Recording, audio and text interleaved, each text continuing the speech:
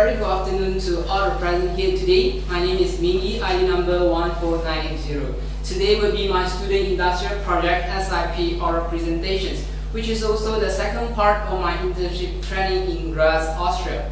Before I proceed, allow me to show you my presentation outline.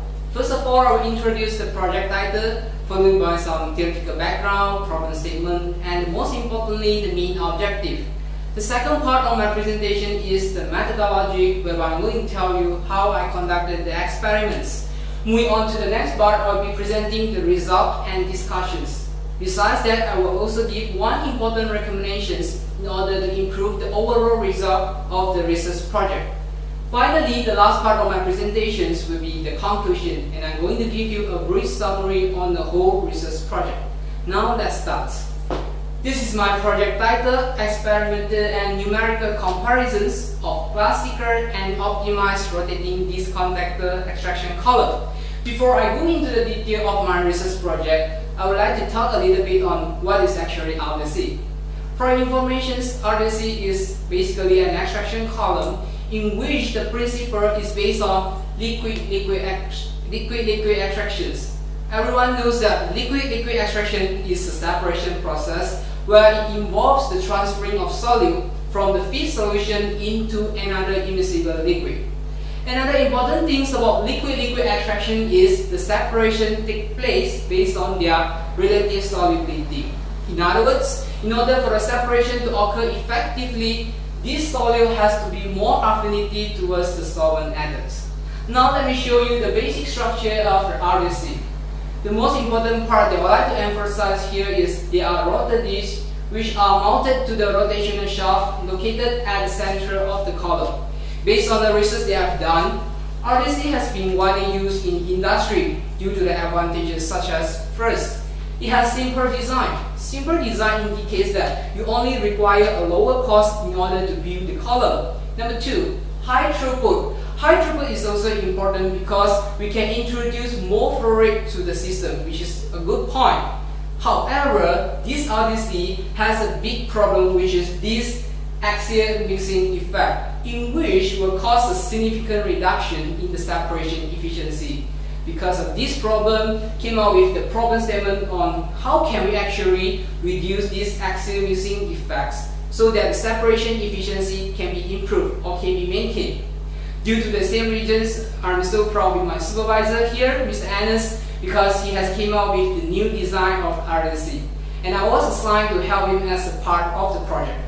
Therefore, the main objective of my research project is to determine and to compare the overall performance between the classical RDC and optimized RDC.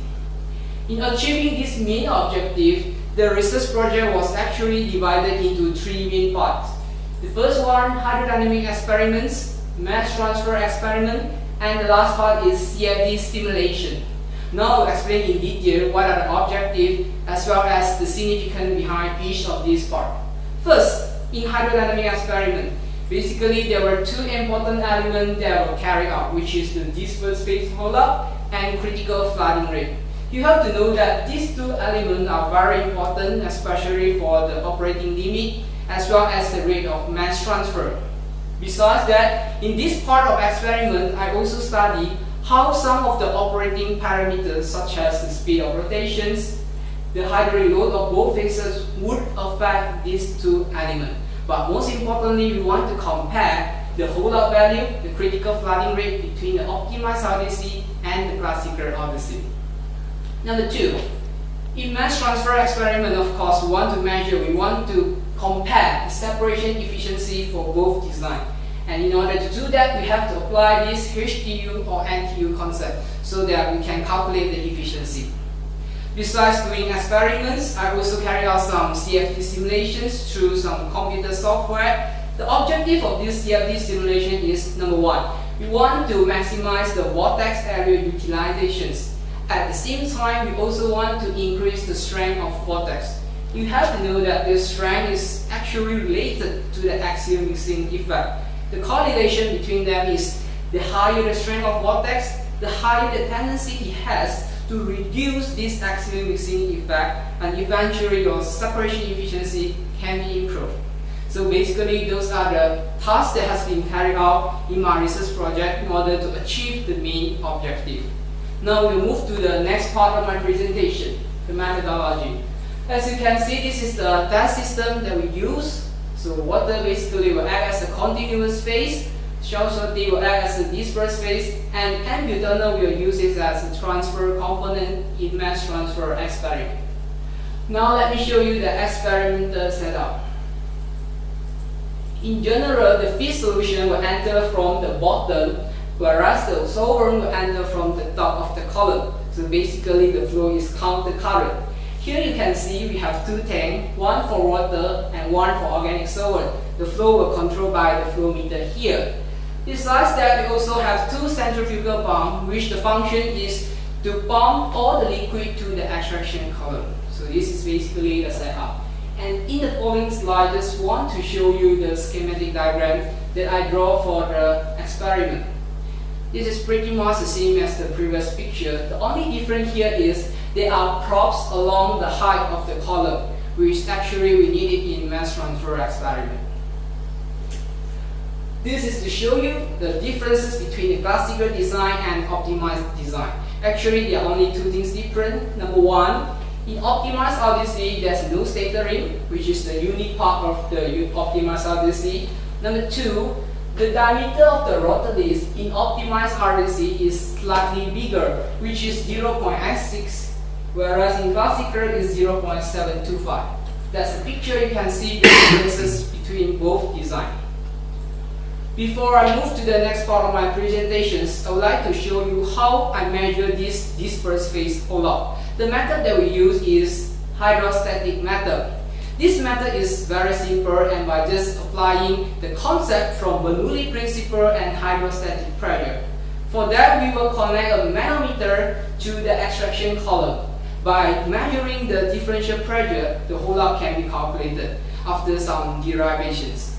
So at first, we will define the density of the mixture for both phases. After that, we will apply the hydrostatic pressure equations, where at equilibrium, the hydrostatic pressure in the extraction column will be equal to the hydrostatic pressure in the manometer.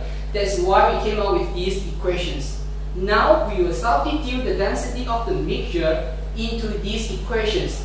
After we arrange the variable, finally the hold-up can be calculated by this formula. You need to know that this hold-up is only account for the droplets in dispersion effect, but not the droplet that are forming the recoalescent zone or the droplet that are lining against the wall, which I will talk about this later. Now we move to the most interesting part of my presentation, the result and discussion. The first graph that I would like to show you is the hydrodynamic graph at low hydraulic load. You can see the relationship between the speed of rotation and the hydraulic and the dispersed phase hold-up. But as you can see, at the y-axis, I put the changes in height instead of the hold-up value. There are two reasons why. Because number one, they are corresponding to each other, that's why I can do so. Number two, I would like to tally and standardize all the figures so that you will start from zero, and it is very easy for making comparison between both designs. First, in classical RDC, we can see that the graph is increasing linearly at the very beginning, and after that it increased exponentially until it reached the flooding rate at about 600 RPM, which is theoretically correct. Now let's take a look at the optimized RDC. The graph is also increasing, but this time we observe there's a drop in hold-up value at the speed around 700 to 725 RPM, where the system is about to flood. After doing some analysis, we could explain this situation, which is actually due to the new phenomena that we discovered, the recoalescent region.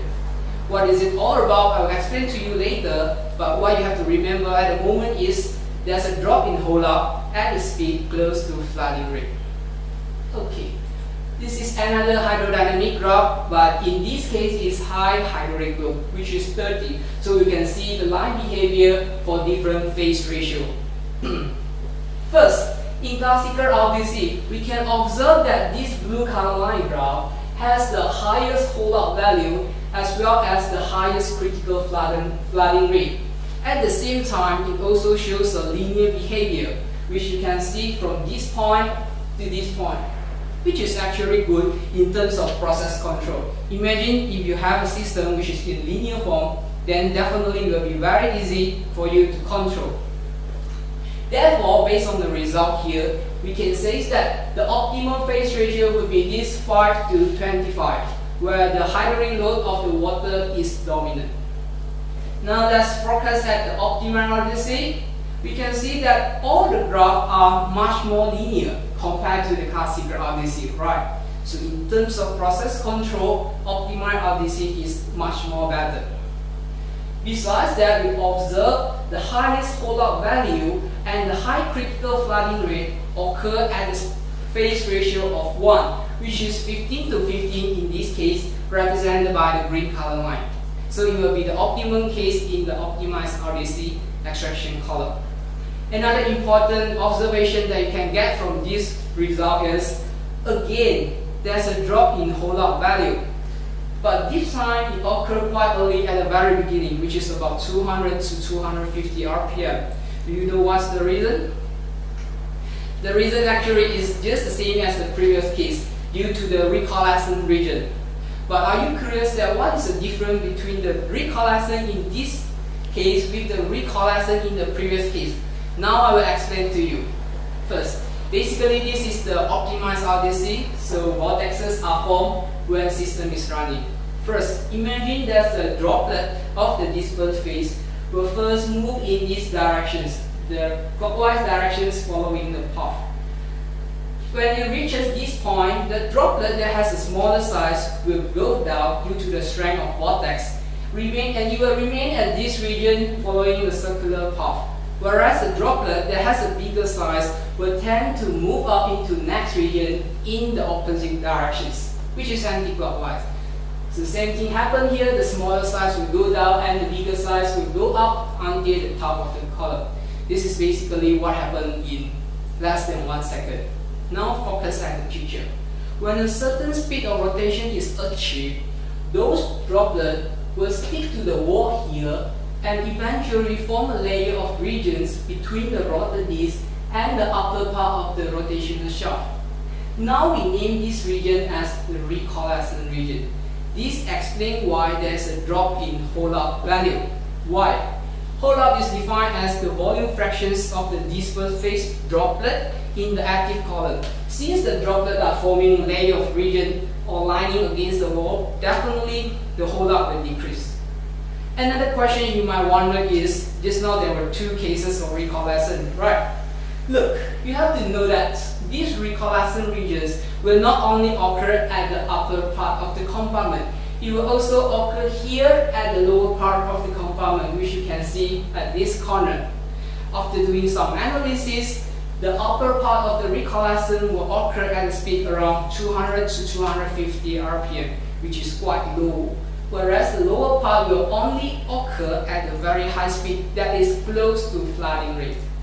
Now let me show you a short video so that you can see what I really observed when I was doing my experiment.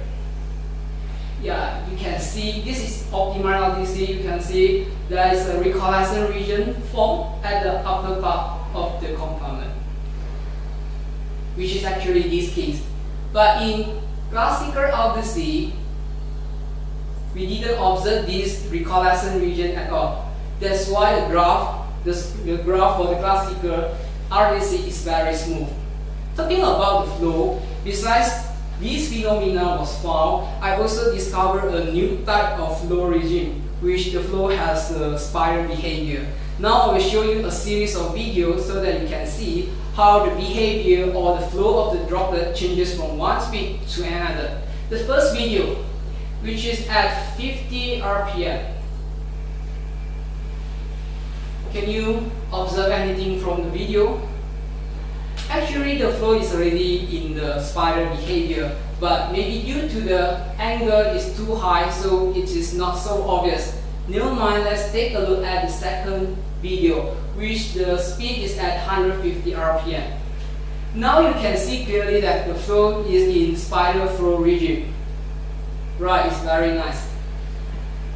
Based on my analysis, this spider behavior will only occur in optimized RDC with the conditions that the hydraulic load of the organic solvent is more or equal to the hydraulic load of water. In this case, it's 15 to 5. That's why we will see this kind of flow. But you have to know that these patterns of flow is actually not so good for the extraction process, because now all the velocity of the droplet are not even anymore, and besides that, the flow is no longer in plug flow behavior. That's why it is not good for the process. However, it doesn't really matter, because you need to know that this flow will only occur at a very low speed, which is below 200 RPM. The third video, which is at the speed of 250 RPM, you will not see the spider behavior anymore. Why?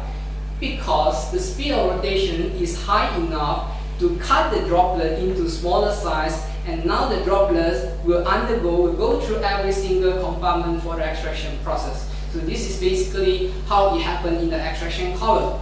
In the following video, I just want to show some of you that how the columns looks like before floodings occur, which is at 475 RPM. From the video, we can still see the size of the droplet and also the vortexes. So that's why flooding is not yet occurred. Lastly, the video is when floodings occur at 500 RPM. From the video, you cannot see anything. You cannot see the droplet size anymore. And in fact, in the active column, both phases, they cannot pass through each other. That's why floodings occur. So now you should know how it behaves in the active column. Now move to the next result. This graph just want to show you that the result shows that optimized RDC has a higher holdout value as well as higher speed of rotation when we compare to the classical design. Nothing much. Besides that, this is also another way to present to you the comparisons of critical flooding rate for both designs. You have to know that this graph actually consists of data from 42 sets of experiments. So from here, we can actually make a conclusion that optimized RDC has a better operating limit or higher critical flooding rates. Now I will show you the result in mass transfer experiment. This is the first graph. We'll show you how the molar loading of water changes with the column height. One important correlation that you can get from this graph is the higher the distortions of the line graphs towards the origin point, the better the RDC is. Why? Because when the line graph is closer to the origin point, it means that this extraction column has the ability to clean more solute, or in other words, the separation is much more better. So from the result here, we can already know that optimized RDC has the better separation efficiency. Next, I would also like to show you another result in mass transfer experiment from the previous group, the molar loading diagram. You can see the operating line for both designs. From the molar loading diagram here, we can see that optimized RDC, its operating line, is much more closer to the equilibrium curve. By applying the concept of HTU and NTU, optimized RDC has a higher NTU value. So from here we can conclude that this optimized RDC has a higher separation efficiency because it has more stages for the separation process at a constant height when we compare to the classical design. This is basically the result in mass transfer. Now we go to CFD simulations. This is the result of single-phase simulations in classical RDC. Basically, I changed the speed from 200 to 400 and finally 600. Here's a picture. You can see how the shape of the vortexes are at different speed of rotations. Whereas in the following slide is the result for classical RDC. Same thing, you can observe how the behavior of the vortexes changes from one to another. After that, I transfer all the numerical data into the graph so that we can do some analysis and comparison. This is the first graph. However, in this time, the optimized RDC shows a lower area utilization of vortex. But my supervisor and I believe that it might due to some numerical error. As you can see in the previous picture here, there are some deformations on the vortexes. That's why the result obtained here may not be reliable. However, the interesting part is, although this optimal RDC has a lower error utilizations, but when we compare in terms of the circulation, the strength of vortex, optimized RDC shows a better result. From this graph, we can actually say that the optimized RDC has the ability to reduce more axial mixing effect and thus increase the separation efficiency. So basically, those are the output from the CFD simulation. Now we'll move to the next part of my presentations, talking about recommendations. When I was doing my experiment, I found out that there were many contaminants or dirt formed in the extraction column. The problem is those contaminants, they were formed and remain at the interface, as you can see from the picture here. So if you want to remove, it will be very difficult. Therefore, carbon filtering method is suggested, is recommended, so that we can reduce the amount of contaminants. In my suggestion, we can install it somewhere here, and all the dispersed phase will be filtered out first before it enters the extraction column. And I believe that the result that we obtain will be much more accurate and much more reliable. Now we come to the last part of my presentations. In conclusions, throughout the whole research project, both hydrodynamic experiment and mass transfer experiment has been carried out successfully. The overall result in hydrodynamic experiments shows that optimized RDC has the advantages of having higher holdout value and critical flooding rate compared to the classical design. Whereas in mass transfer experiment, we also managed to prove that the optimized design has the higher separation efficiency. Last but not least, CFD simulation has been carried out as well, and the overall result shows that this new design has the ability to reduce the axial mixing effect and hence improve the separation efficiency. To summarize the whole research project in one sentence, I would say that this new geometric design, the optimized RDC, is capable of being operated at the higher holdout value, higher critical flooding rate, lower axial mixing, hence enhance the mass transfer rate, and finally increase the separation efficiency. Therefore, I would say all the objectives were achieved and the research project was a success. With that, I would like to end my presentation here and open the floor to Q&A sections.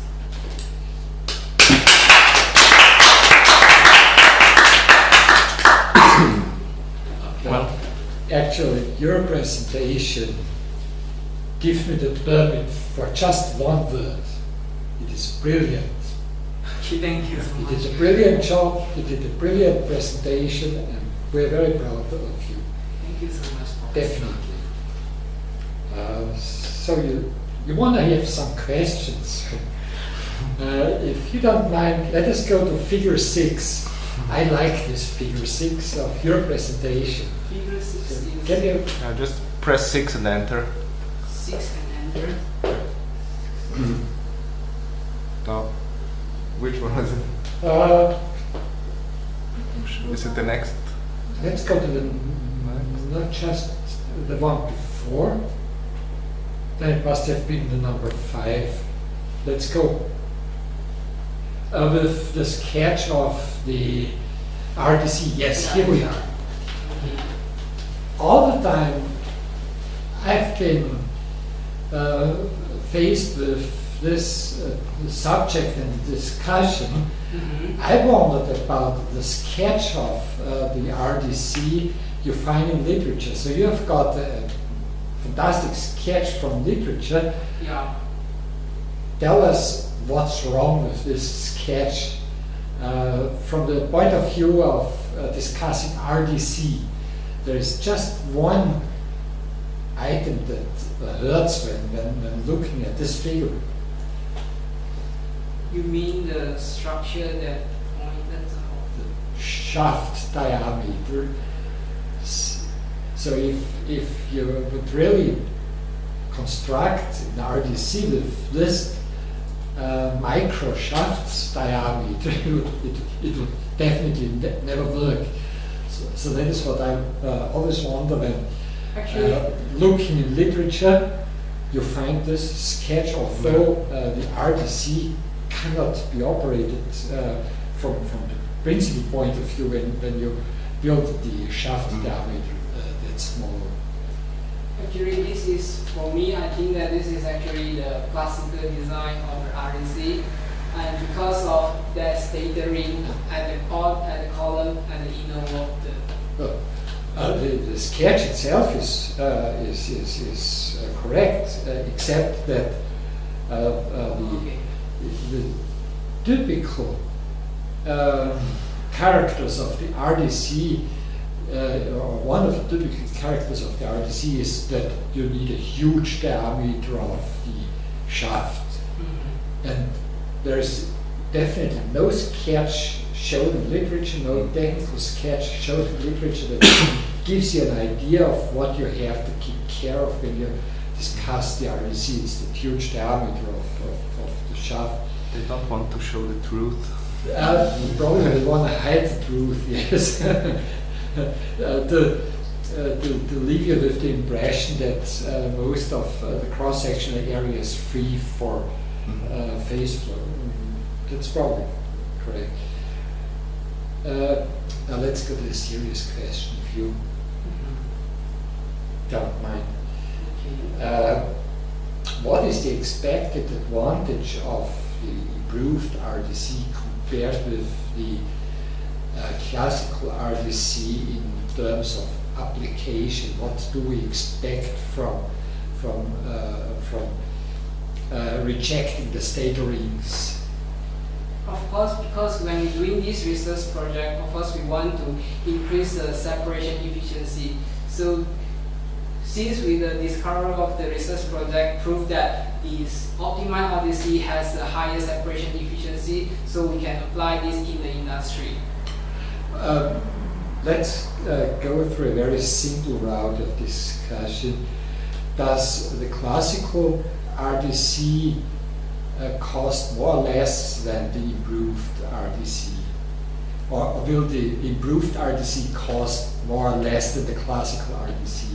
The optimized RDC will be, or the improved RDC will be not so costly compared to the classical one, because we don't need the stator ring when we construct the extraction column.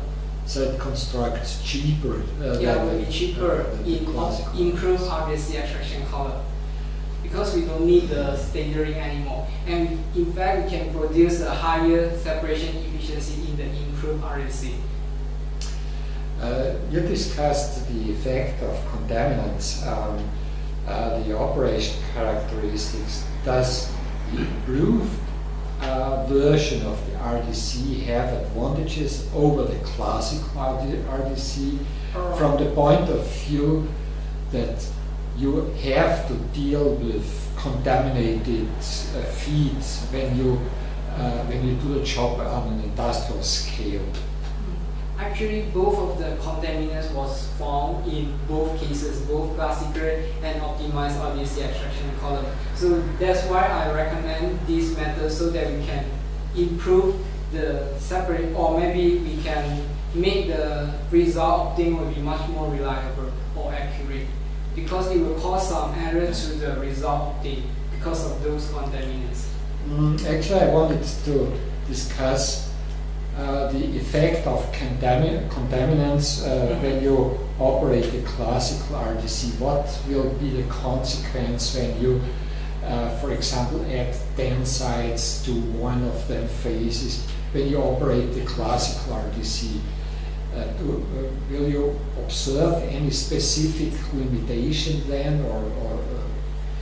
In my opinion, I think that this contaminant will cause some deviations to the hold-up calculations, because sometimes we obtain a negative value of hold-up when we do the calculations.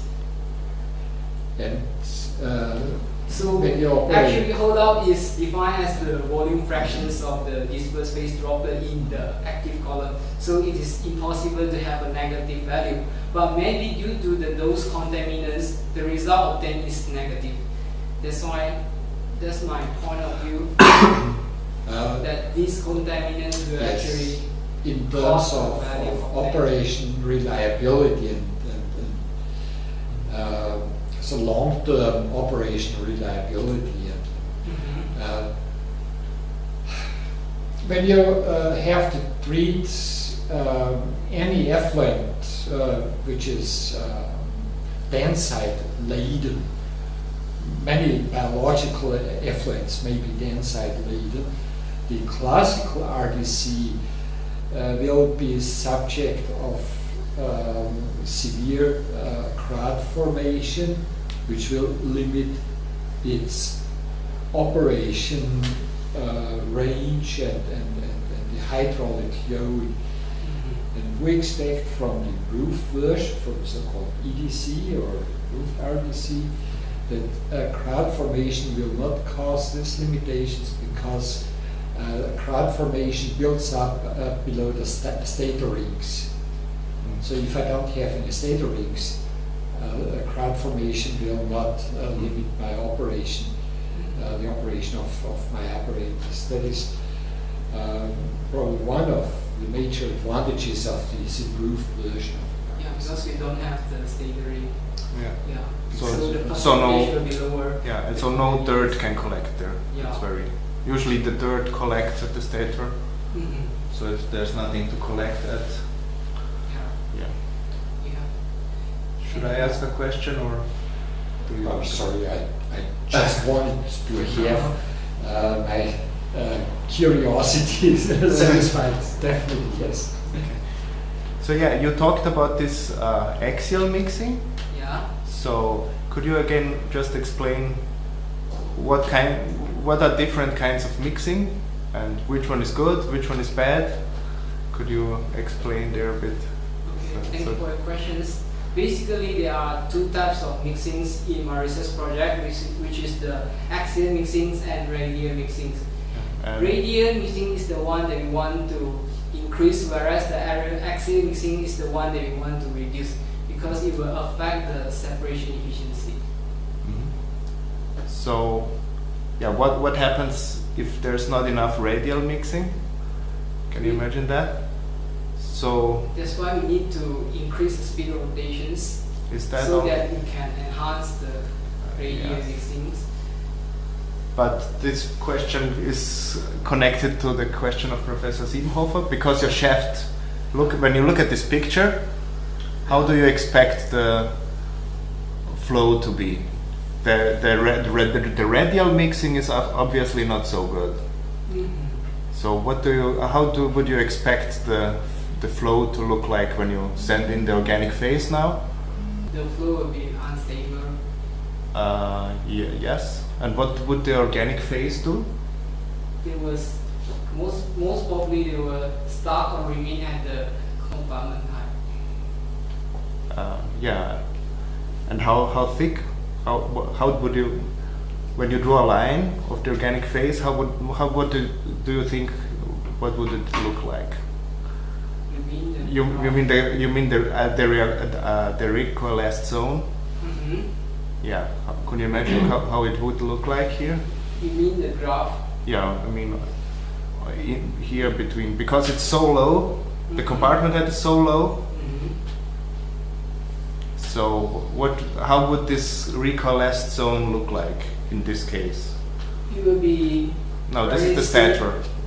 We're talking about the rotor and the shaft. It will be very significant. I mean, it will be very obvious. The recoalescent region will be very large. Yeah, and it will fill up the. Yeah, it will fill up because now the recoalescent zone become bigger. So hydraulics correct the wrong construction. So yeah, so actually you would get a thicker shaft. Yeah, thicker shaft. The organic phase would fill up the dead zone. Okay. Any more questions? Thank you very much.